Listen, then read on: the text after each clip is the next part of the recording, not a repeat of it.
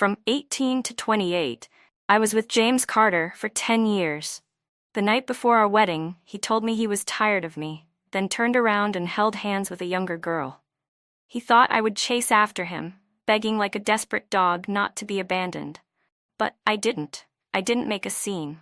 I canceled the engagement, burned the wedding dress, and threw away the ring.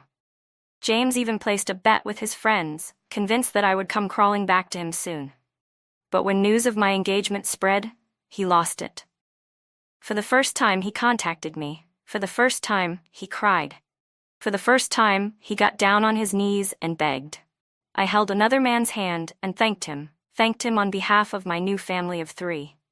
On the 10th anniversary of our relationship, my 28th birthday, I wanted to get married. I wanted to take my lover's hand and step into the next stage of life. So I took the initiative. I custom-ordered the wedding ring, prepared the dress.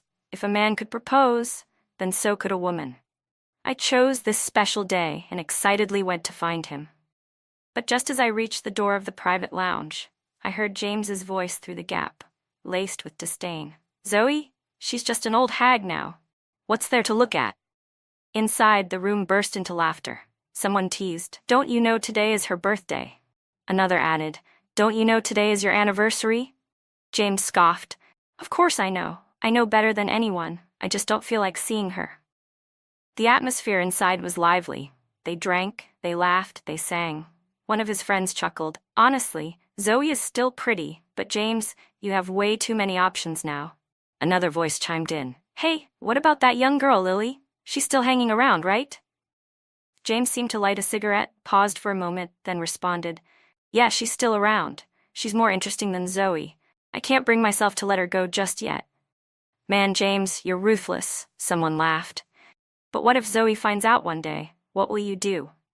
James simply replied, "Nothing. I never planned on marrying her anyway." The flattery and laughter continued. My heart felt like it had fallen into an icy abyss. Wiping away my tears, I turned and left this so-called surprise. As I stepped outside, I happened to brush past Lily. She was beautifully dressed, radiating youth. That night, the rain poured heavily. I stood in the downpour, crying my heart out, and finally, I woke up. No matter how many years I stayed by his side, if he didn't love me, it was all meaningless. So I let go. Just 2 days later, James publicly flaunted Lily. People said they were a perfect match, one mature and charming, the other young and delicate. James's difference in treatment between love and indifference was stark. Everything he did for Lily, he had never done for me. He cherished her, bought her houses, cars, jewelry, spending without hesitation. The entire social circle tacitly acknowledged their relationship. A few friends, unwilling to stand by, questioned James in a group chat. "You're openly two-timing now? Do you even care about Zoe?" Someone added, "James, you have no conscience. You should swallow a needle for this." James, annoyed, snapped, "Fine. You want an explanation for Zoe? I'll give her one. But you all gossiping about Lily behind my back? I'll skin you alive one day." On the night my friends gathered to celebrate my belated 28th birthday, James barged in with Lily in his arms. My cake hadn't even been cut yet. The room fell silent as everyone turned to him. When he saw me, he froze for a split second, as if caught off guard by my bright smile. But then, in front of everyone, he humiliated me. He pulled Lily closer, holding her tightly, then exhaled and said, "Zoe, I'm here to make things clear with you." My hand, holding the cake knife, stilled. I sat there, calm and quiet, watching him indifferently. "I know, James," I said. 10 years. You're tired of me. You like fresh flowers, and you want to leave me. Am I right?" I spoke as if it didn't matter, as if I had never loved him. But no one knew my nails were already digging into my palms. James hesitated. He wasn't expecting me to be so dignified. James seemed puzzled as to why I wasn't clinging to the past, questioning why I wasn't dwelling on the 10 years I had spent with him. But in the end, he let out a breath of relief. "Since you already know, then let's just cut things off." I nodded in agreement, my gaze shifting to Lily in his arms. She was so young. James had assumed I would lash out at Lily, so he tensed up, his expression stiff. But seeing my indifference, he hesitated before making an unnecessary promise. "We can still be friends. If you ever need anything, Zoe, I'll always help you." I smiled faintly, then stood up and walked away. "That won't be necessary." James always demanded absolute loyalty and devotion in every one of his relationships. Since he had failed to give that to me, he should at least give it to Miss Lily. I had lost my appetite for cake, so I gathered my friends and left. As I walked away, I heard whispers behind me. James, you went too far this time. Zoe didn't even do anything wrong. Even those who used to mock me alongside James couldn't help but feel sympathy. But James, only James, sounded frustrated, his voice sharp with irritation. What are you all whining about? Zoe has been clinging to me for 10 years. She won't leave. I know her. Want to bet? His friends cursed at him, calling him an asshole. He took it all in stride, laughing as he added, "She'll be back within a month." I, on the other hand, only wanted him to disappear completely.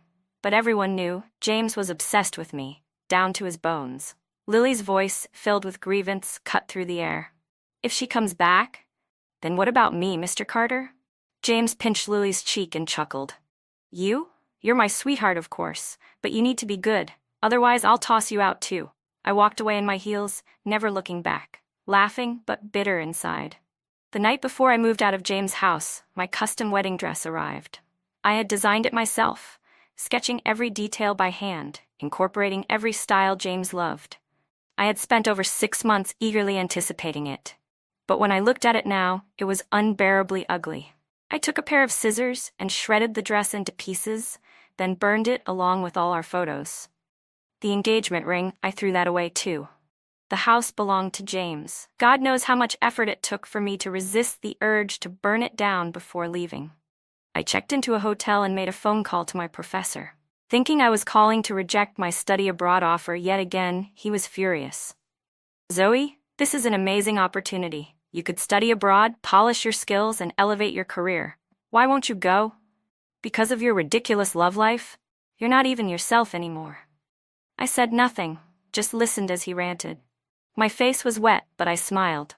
Only when he had tired himself out did I finally speak.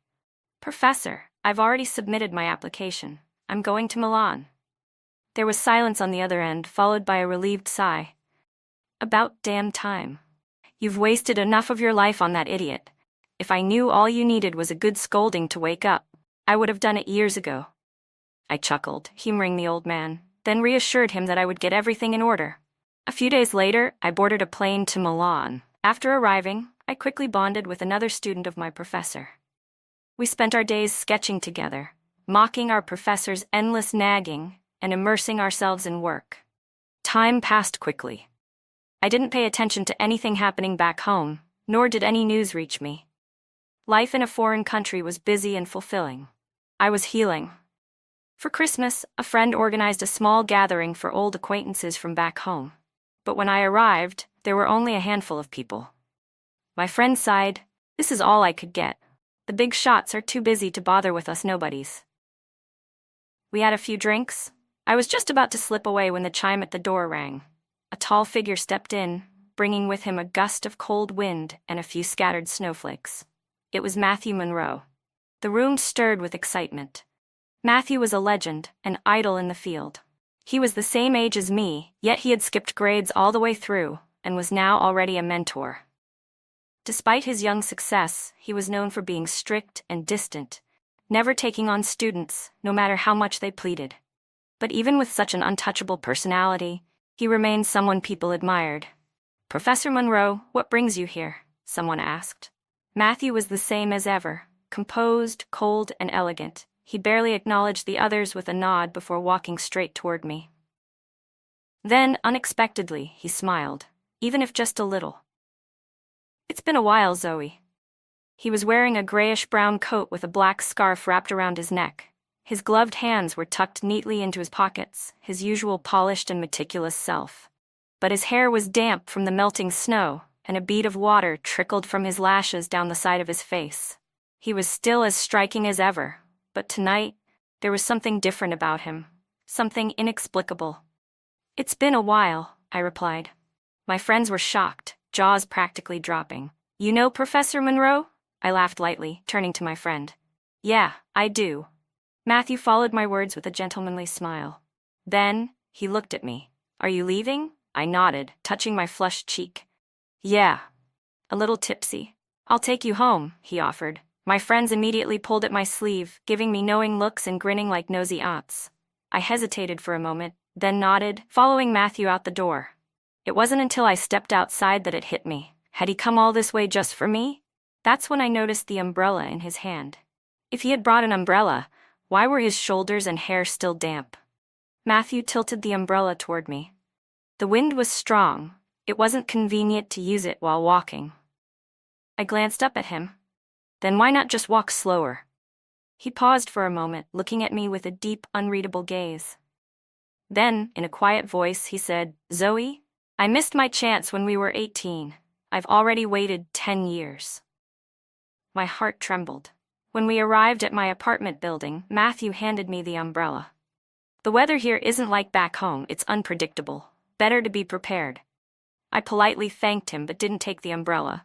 Instead, I looked at him and said, "Come upstairs for a bit. It's still early, maybe have a cup of tea?" He hesitated for a moment, not answering.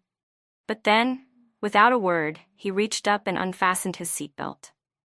We stepped out of the car, and I found myself once again standing under the tilted umbrella.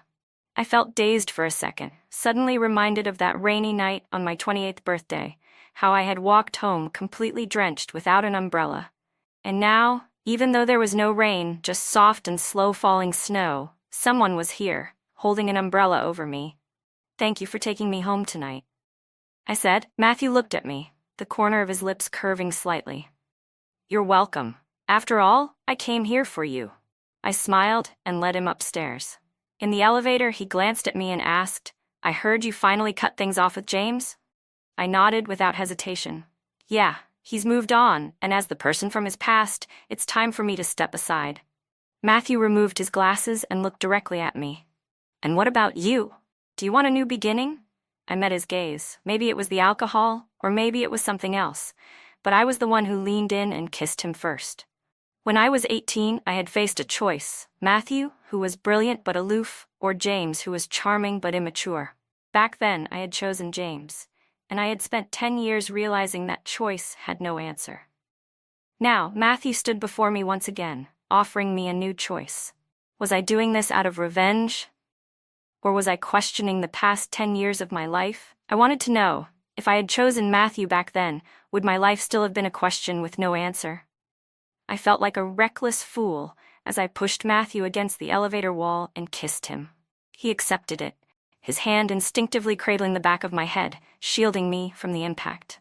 In the next moment, he took control. Rationality vanished, desire took over. He pulled me into his arms, and my breath hitched. His eyes, usually calm and composed, were now tinged red, not just with passion, but with something deeper, something raw, something painful. Then his voice trembled as he asked, "Zoe, is this your new choice?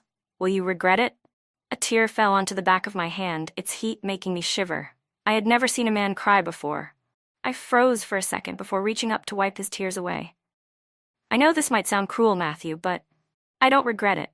I took a deep breath. "I just want to know, if I had chosen you back then, would I have won, just once?" I was 28 now. Maybe it was too late to fall in love with him, but I still wanted to try. Matthew suddenly laughed. He lowered his head, burying his face in the curve of my neck. "Then don't regret it, Zoe. You've spent enough of your life regretting." And so, we lost ourselves in that reckless night. From the elevator to my apartment, we kissed feverishly, leaving a trail of discarded clothing behind. From the couch to the balcony, the city lights blurred around us. The moon over Milan wasn't particularly bright, nor was it perfectly round, but Matthew said my tears were bright enough. He said he hadn't just held back for 10 years, he had endured much, much longer. I believed him. Between tangled sheets, I found myself cursing him under my breath. "Are you trying to kill me?" Matthew, looking slightly wronged, murmured, "I couldn't help it. To me, you're still the girl from when we were 18. The alcohol had long since faded, lost between our kisses. When everything was over, he carried me to the bathroom, settling me into the warm water. He held me from behind, his fingers gently rocking my shoulders. "Zoe, tell me you won't look back, that you won't leave me." Matthew had always been starved for love. His love had always been one-sided, without any hope of being returned. And now that I had slept with him, all he wanted was a promise, A little certainty, a bit of reassurance. Through the swirling steam, I leaned in and kissed him. I won't look back, Matthew. We're not kids anymore. Let's try this. Let's see where it takes us. My heart had been empty for too long. Maybe now I could try filling it with him, completely. He didn't say anything for a while. My forehead was burning against his, but he only held me closer. Finally, he whispered, "You're the one who started this, Zoe. Keep your word." I had never been good with emotions, always too blunt, too careless with people's feelings. But this time, I cared. "Zoe," he murmured, "please, love me." I chuckled and kissed him again. "Looking forward to it, Professor Monroe." Later, I got a call from an old friend back home while Matthew was fumbling with the flowers on our balcony, trying to figure out why they had died. For someone so skilled in design, his hands were shaking ridiculously as he explained himself. I didn't know plants could drown. I just watered them a little too much. I sighed, exasperated but amused.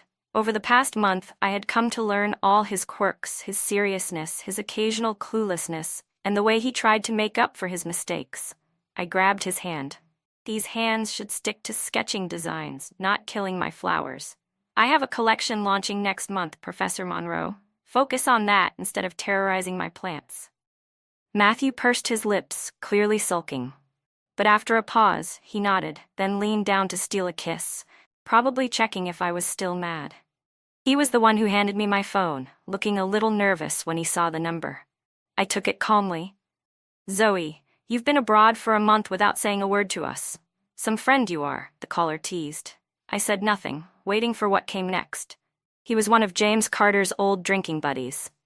Someone I had no interest in keeping in touch with. After a brief silence, he cleared his throat and asked, "So, when are you coming back? Everyone misses you. Living overseas must be rough, right? Wouldn't it be better to come home and build your career here?" I cut him off with a distant smile. "I don't have any plans to return home for now. Where I choose to build my career is my decision." "What exactly are you trying to say?"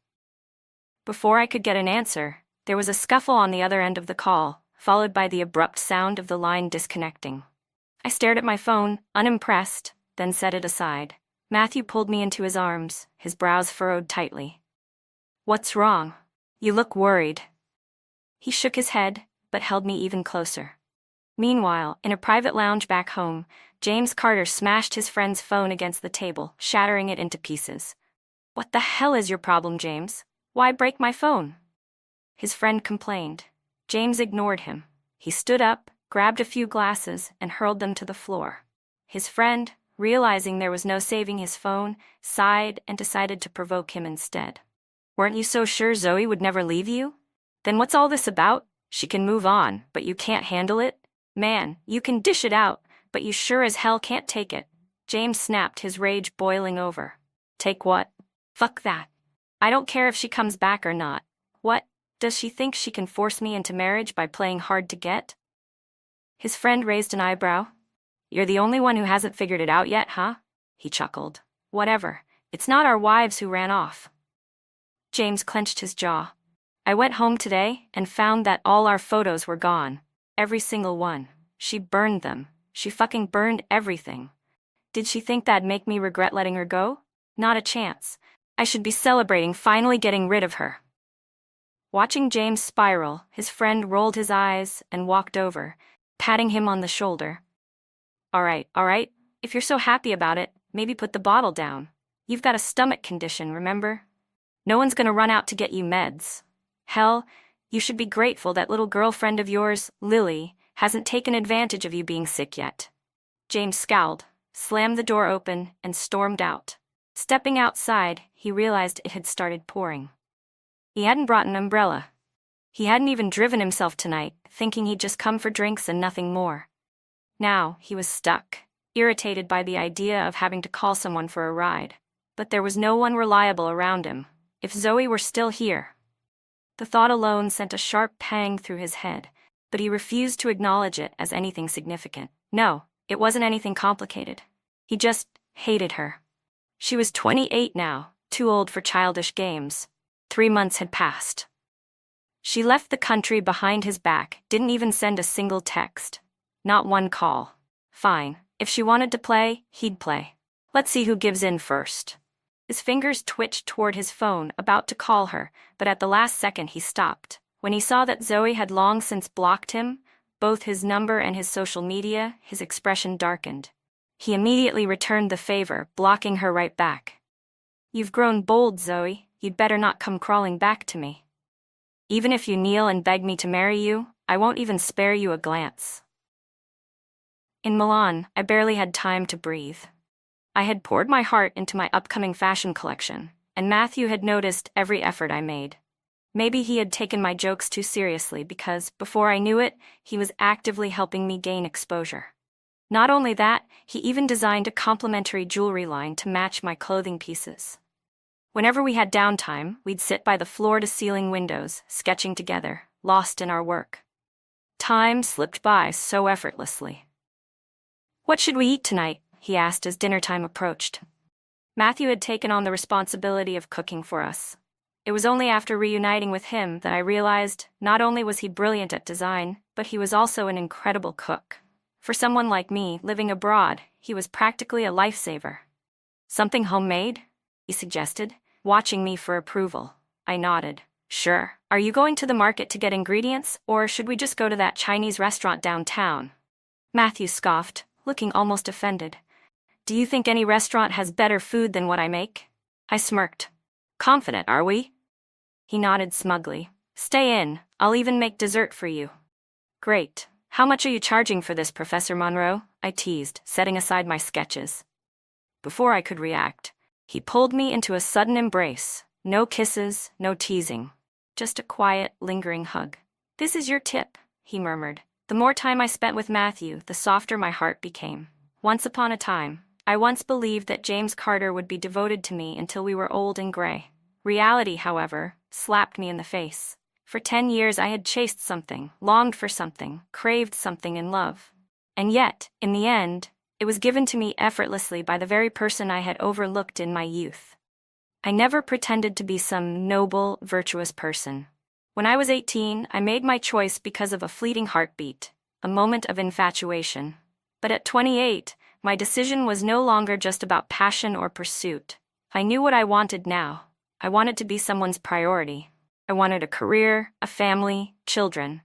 So when I discovered James had cheated, I took my time clearing my heart of him. In less than a week, I cut him off completely. In just a few months, I let Matthew in. All I had wanted was a home. At first, I thought I was using Matthew to get back at James, to fulfill my own plans. But now, looking at him, I realized I loved him. Sometimes falling for someone isn't a conscious decision. That night, we paired our simple homemade dinner with a bottle of red wine. Matthew laughed at my odd choice of pairing, but I only clinked my glass against his. Later that night, we took another step forward in our relationship, fully sober, fully aware, fully responsible for our choices. I didn't understand why, despite my promise to love him, Matthew always seemed to feel unworthy. Why was he always the one trying to please me? So, as we lay there, fingers intertwined, I gently reached for the ring I had custom-made and slid it toward his ring finger. "Matthew, I need to take responsibility for my choice," I whispered. "Will you marry me?" I might have been the first person to propose in bed, still breathless, tears clinging to my lashes. Matthew froze mid-motion, his body stiff as if someone had pressed pause on him. His eyes turned glassy, his breath hitching in his throat. Of course I will," he finally said. The moment the ring slipped onto his finger, he completely stilled. We were still tangled up in an awkward position, but his attention was fixed solely on the ring. After a long while, he finally lowered his head and pressed a soft kiss to my lips. "You proposed, Zoe. No takebacks, no running away." I was so exasperated that I almost left. "I won't," I promised. Then, with a swift kick to his chest, I snapped him out of his daze. He held me tightly and chuckled. "I know how to make sure you don't run." "How?" I narrowed my eyes. "Let's have a baby." I blushed furiously, shoving him away. What kind of twisted logic is that? While we were finding happiness, someone else was drowning in frustration. James didn't even know what was wrong with him anymore. He had convinced himself that he adored Lily, that she was exactly his type. And yet, he was the one who pushed her away first. Day by day, time passed, but Zoe was completely silent. It was as if she had died. No calls, no messages, Nothing. At some point, James had even removed her number from his block list, telling himself that if she called, if she cried, if she begged, he'd consider giving her another chance. But she didn't. 100 days had passed, and still, nothing. Lily wasn't satisfied. She clung to him, demanding, "What did I do wrong? I thought I was exactly what you wanted. I'm young, I'm beautiful. Isn't that what you like? So why are you throwing me away?" She was just a girl, new to the real world. Maybe she had truly given her heart to him. And yet, despite her efforts, despite her beauty, despite everything she did right, she was still discarded. And James? He gave her only 2 words in response: "I'm bored." That was the final verdict, the same one he had handed to Zoe. Lily finally understood. James Carter didn't love anyone. He had no other woman now. No one to take his mind off things.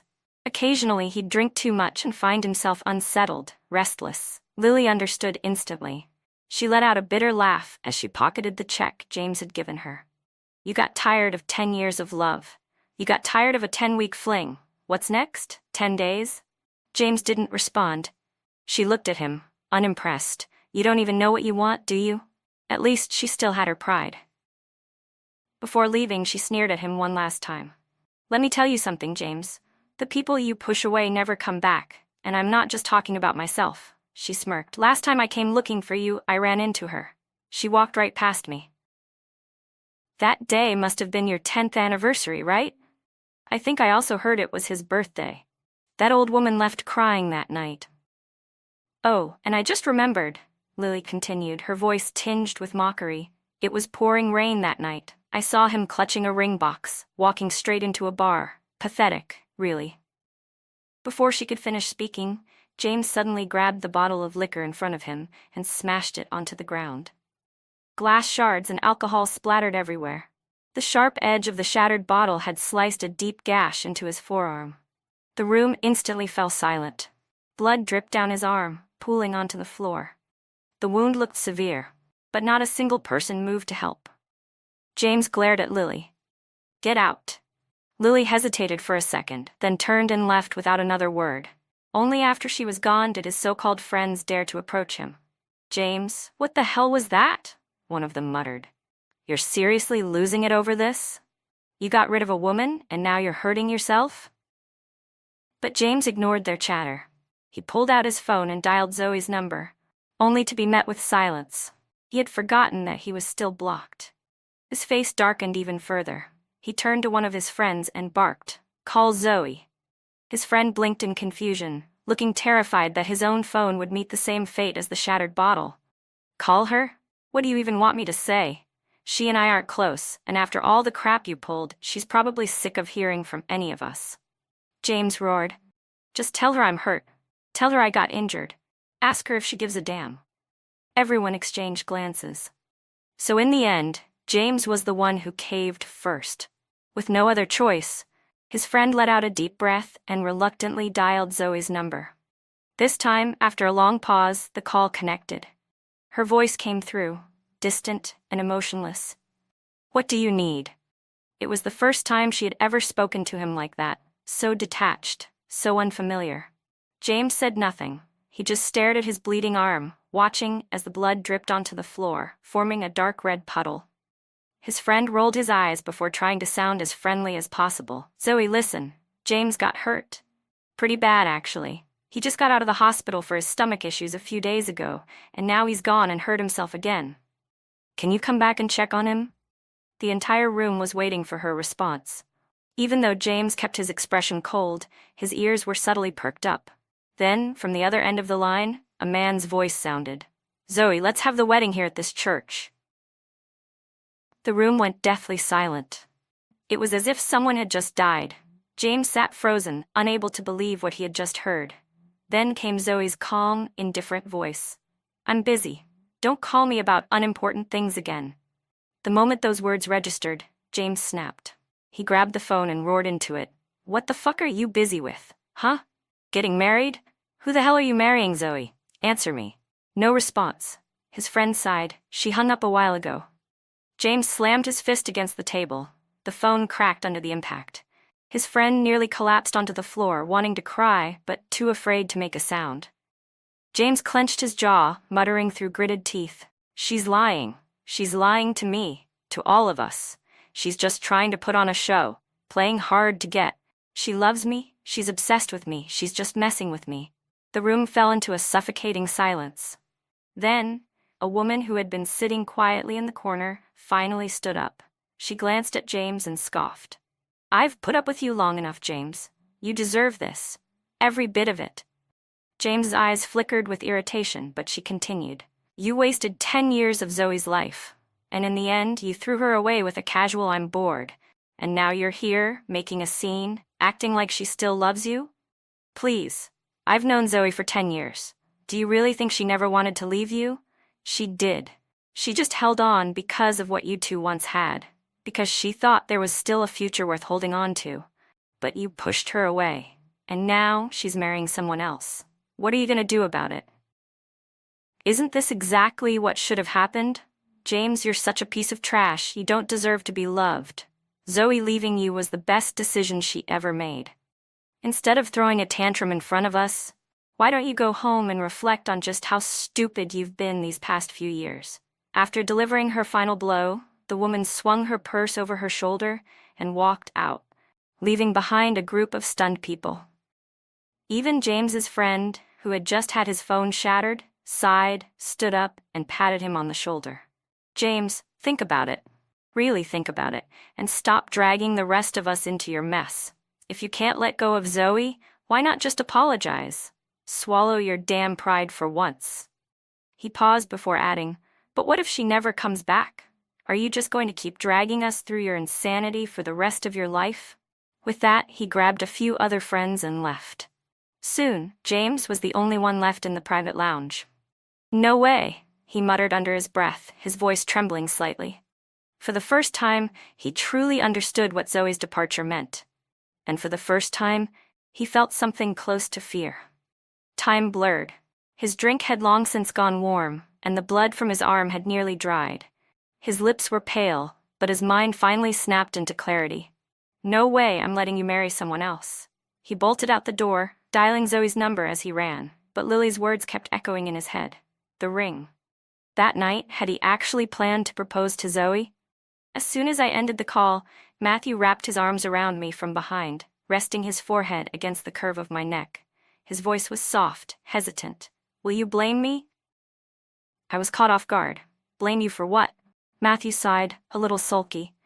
I knew exactly who was on the other end of that call, and yet, I still spoke up. I provoked him. Will you hate me for it? Will you go back? Will you feel bad for him? He fired off question after question, not even giving me time to answer. He sounded pitiful, dejected. Only when he finally quieted down did I reply. Of course I knew who it was, and I knew exactly why he called. But I don't love him anymore, Matthew. I felt nothing. I turned in his arms, meeting his eyes. And I knew you said that on purpose, but I liked it. It felt good. Why would I hate you for it? His eyes flickered with surprise. As for going back, of course I have to. I have a design exhibition to attend in a few months, I continued. But not for him. I hesitated before asking, will you come with me? Matthew stared at me for a moment, then suddenly flipped me around and kissed me. Of course I'll go. I'm your husband, aren't I? Our wedding was supposed to be rushed. My work schedule was packed, and I barely had time to plan anything. But Matthew, despite being busy himself, cleared his calendar and took charge of the arrangements. He personally handled every detail, even designing our wedding rings. Meanwhile, I, specializing in fashion design, picked up my pencil again to sketch my own wedding dress. I originally wanted to tailor it to Matthew's preferences, but he stopped me. Design it however you like, he said. You're the bride, not me. But you're the groom, I countered. Matthew smiled. I love you, so whatever you like, I like too. I just want you to walk down the aisle in a dress that you truly love. As long as you're wearing the ring I designed, I'll be happy. We respected each other deeply, which meant there was little to fight about. He loved me wholeheartedly, and I, in turn, was learning how to love him just as much. His insecurities were fading, little by little. I wanted things to stay this way. This was the life I wanted. In the end, we decided on 2 ceremonies, one in Milan and one back home. The Milan wedding was small. With no family or teachers nearby, we only invited a handful of close friends and a few respected names in the industry. It was simple but intimate. I thought everything would go smoothly. But someone clearly didn't want me to have my happy ending. Do you, Matthew Monroe, take this woman to be your lawfully wedded wife, to love and to cherish, in sickness and in health, lack for richer or for poorer, for as long as you both shall live? I do. Honestly, I had always thought the whole cold and intimidating persona Matthew had in the professional world was just an act. Because the man standing in front of me right now, the one looking at me like a lovesick fool, eyes brimming with unshed tears, was nothing like the untouchable mentor the world thought he was. I teased him about it, but the priest shot me a warning glance. Now, to the bride, the priest continued. Zoe, he said, his voice steady, do you take this man to be your lawfully wedded husband, to love and to cherish, in sickness and in health, for richer or for poorer, for as long as you both shall live? I looked up at Matthew's hopeful face. I didn't rush to answer. My mind was filled with memories of the time we had spent together. It was almost laughable. 10 years with James never gave me the love I longed for. Yet in such a short time, I had found it with Matthew. I thought I wouldn't get emotional, but looking at him now, seeing his eyes brimming with tears, I found myself tearing up too. Say yes, Matthew whispered, his voice trembling as he cried, afraid I'd say something unexpected. A small smile tugged at my lips. Well, if he doesn't want to, just as I was about to finish my sentence, the last person I ever wanted to see burst into the room. James Carter. Gone was his once polished appearance. He looked worn down, unshaven, exhausted, like he had struggled just to find his way here. And in his hands he clutched a familiar sight, our old engagement rings, the ones I had designed. The red velvet box they were kept in was now dirty, smudged from his grip, but he held it up in front of me as if it were some grand offering. Zoe, stop being mad at me, he pleaded. I stayed where I was, unmoving, as he took a step closer. I found our rings, he continued. Let's go back and have the wedding. I already kicked Lily out. These past few days, He faltered, struggling to get the words out. I miss you. Come back with me. You don't have to work anymore. Just be my wife. I'll give you everything you ever wanted. Wasn't marriage with me your dream for the past 10 years? Let's go. Before I could even react, Matthew was already moving. Most people saw Matthew as a composed, distant man, polite but unapproachable, sharp-tongued but a gentleman at heart. So when he suddenly tackled James to the ground and started beating him senseless, it shocked everyone. He wasn't holding back. The insults that poured from his mouth were brutal enough to make the priest start crossing himself in horror. James quickly fought back, and soon, the two of them were in a full-blown brawl. His curses were just as vicious, filled with rage as he accused Matthew of stealing his woman. Just as James lunged at him again, I stepped between them, standing protectively in front of Matthew. Try laying a hand on my husband, I said, my voice calm but firm. See what happens. James froze, stunned. I placed a hand over my stomach and added, and if you so much as touch him, I won't forgive you, for the sake of our child. Matthew's breath hitched. He immediately moved to shield me, his expression shifting from fury to astonishment. James, on the other hand, looked like he had been struck by lightning. You're pregnant? I pushed away his trembling hand before it could reach me. I waited for you, James, I said slowly. 3 years, then another 3. And another, but you never changed. You made me into a joke.